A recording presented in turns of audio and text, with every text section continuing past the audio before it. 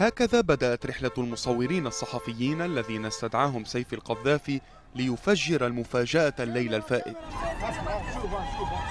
أخذتهم هذه السيارة الخاصة من فندق ريكسوس إلى باب العزيزية معقل ما تبقى من نظام القذافي، وهنا كان الجميع بانتظار المفاجأة.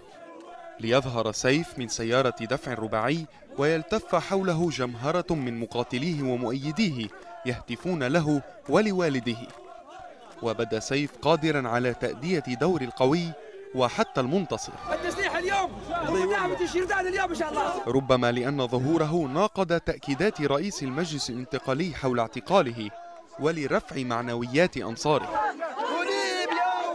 سار سيف بعد ذلك بعيدا عن الحشد، وكان يستمع جيدا إلى توجيهات المصورين.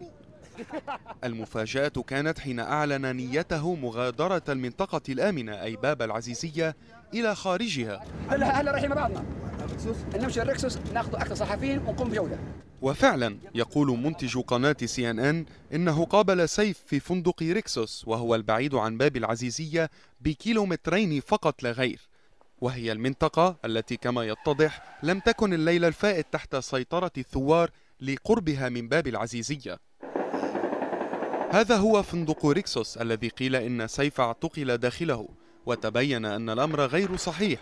ليعود سيف القذافي إلى باب العزيزية وتبدأ المعارك اليوم من جديد في محيط حصن القذافي داخل العاصمة.